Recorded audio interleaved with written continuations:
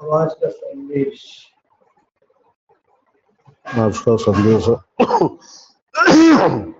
बीते एक महीना अधिक मास था। सभी ने कुछ न कुछ अलग किया।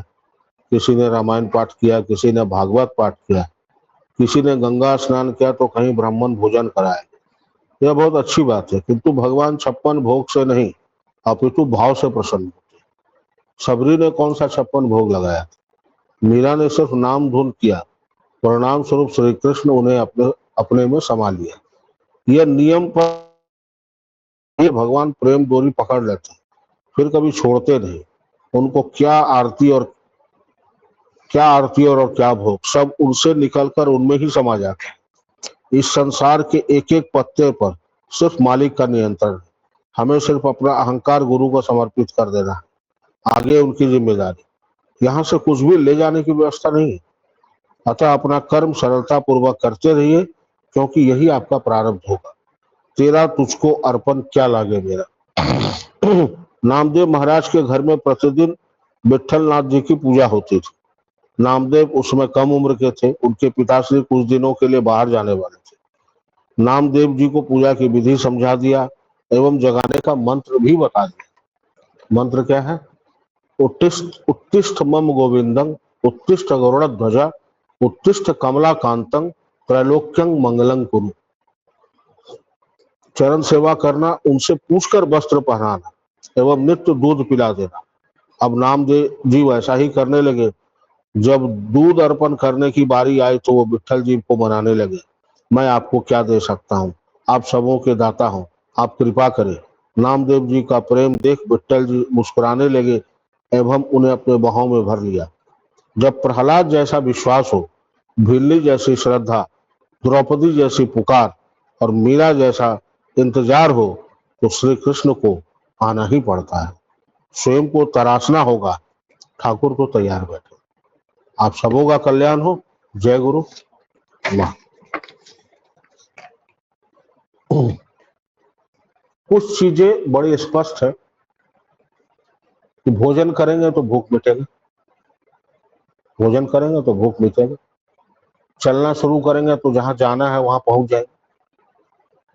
जो धीरे चलेगा थोड़ा समय लगेगा, जो तेज चलेगा जल्दी पहुंचे, लेकिन पहुंचना है।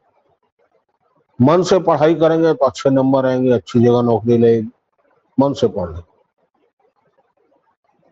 सेवा करेंगे तो भगवत प्राप्ति है, निस्वार्थ भाव। और यदि अहंकार तर्ज देंगे तो पूरा विश्व हमारा हो जाएगा।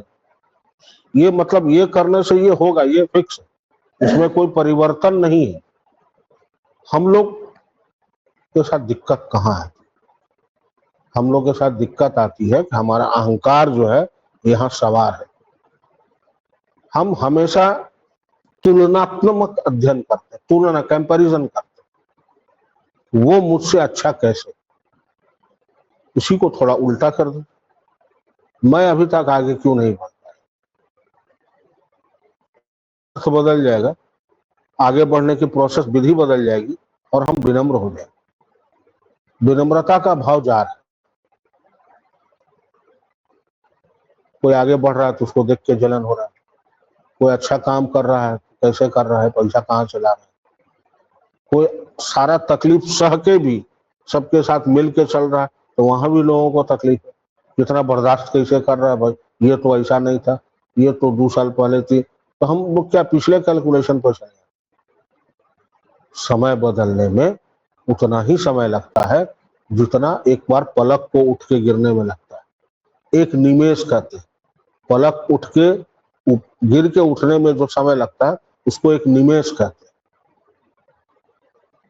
पांडव ने बचपन से कष्ट सहा, बचपन से प्रताड़ना सही, 14 वर्ष जंगल में रहे, लाक्षागिरी हुआ, कितना बार मारने का प्रयास हुआ, क्या हुआ, लेकिन सिर्फ 18 दिन लगा, पूरा इतिहास पलट गया। और मेरा कहना है कि 18 सेकंड भी नहीं लगेगा, हम अपना जीवन बदल सकते हैं। 18 सेकंड भी नहीं लगेगा। सिर्फ एक काम करना है कि सबको अपना मान लेना। कुछ नहीं करना। और अपना मानने के लिए आपको सबसे पहले जो बाबा ने सबसे अंतिम प्रतिज्ञा दिलाई थी कि अपने आप को सबसे छोटा समझूंगा, वो मान लीजिए। तुलनात्मक अध्ययन छोड़, कोई ज्यादा लंबा गप मार रहा, स्वीकार कर लिए। कोई कहे हाथी उड़ता है, बोले हाँ सुबह मेरे कार पे बैठा हुआ, बहस मत की। आपको जो करना है वो की, प्लस अपना प्लान, अपना जो रूटीन है वो किसी को बताइए, चुपचाप की। जितना गंभीरता पूर्वक करेंगे उतना हम आगे बढ़े, क्योंकि इस संसार में भटकाने के लिए बहुत कुछ। रोशनी में भगवान नहीं दिखते, आंख दिया है देखने के लिए, लेकिन दिखते हैं आंख बंद करने के बाद। जब आंख बंद करके ही दिखेंगे तो आंख खोल के फिर हम किसको देखें? आंख खोल के उसको देखें जिन्होंने पूरा संसार बनाया है, और उसमें उनकी लीला का अनुभव करें, तो फिर संसार में मेरे लिए ब्रह्म स्वरूप हो जाए।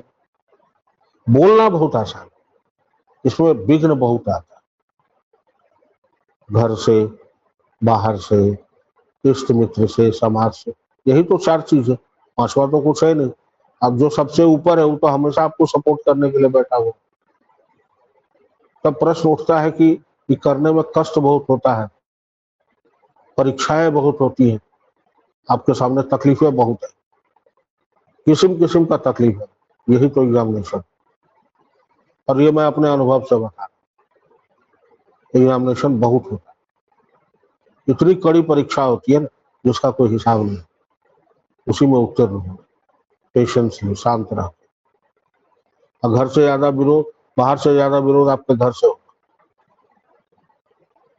निर्विकार भाव होना आसान नहीं, लेकिन यदि ठान लीजिए तो मुश्किल भी नहीं।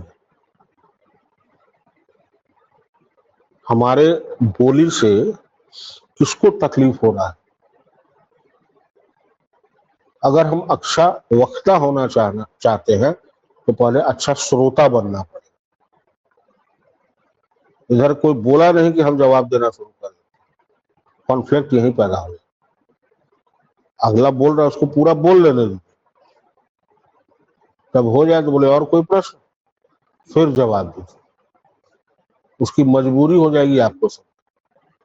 उसके बाद आप कितना भी कड़ा बोलेंगे ना, तो कहीं जाके बोल नहीं सकेगा कि हम आपने इतना कड़ा।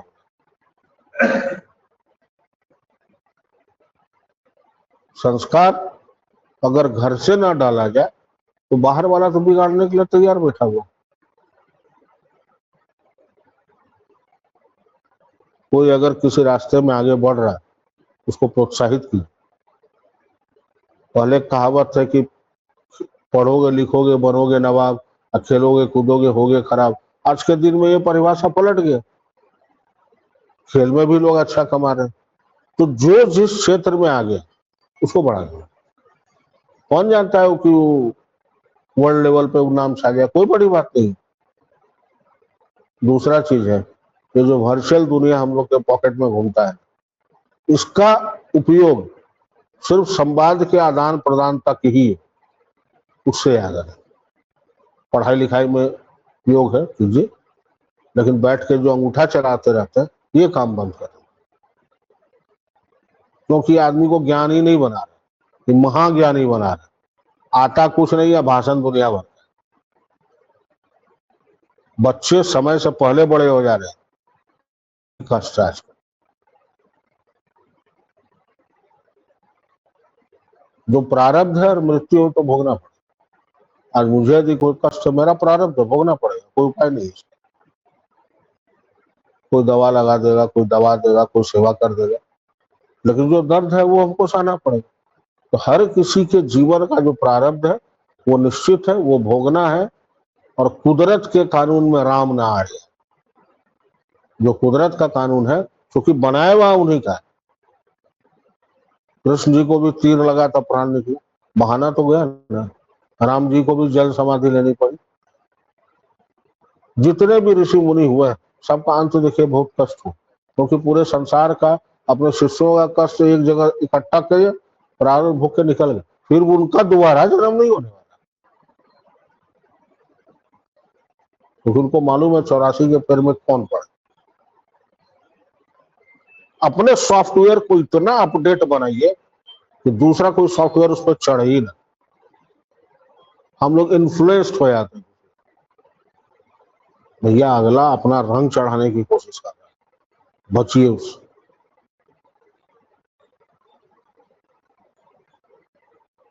मेरे साथ जितने भी लोग गुरु भाई लोग बहन लोग जाते हैं, मेरा सबसे विशेषकर उनसे अनुरोध है कि अपने आप को इतना अप टू डेट बनाइए और इतना गंभीर बनाइए, क्योंकि मेरी पहचान मेरे से नहीं आपको हो सकती।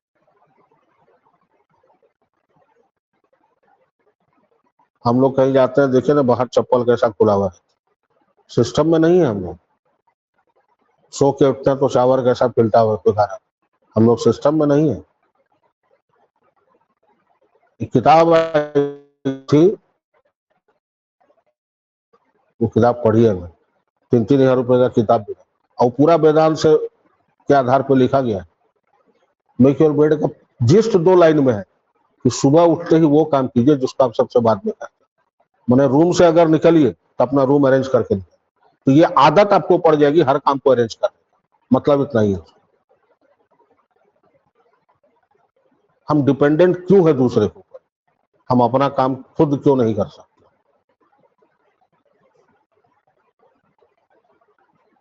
अध्यात्म हमको सिस्टम में रहना सिखाता है।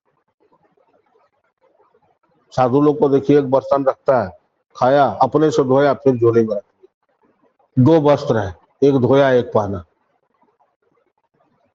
धोता भी सुखाता भी आयरन भी करना होगा तो अपने करें, डिपेंडेंट नहीं है। और यही तो हम लोग को बनना है। हम लोग साधु बनने निकले, गृहस्थाश्रमी साधु।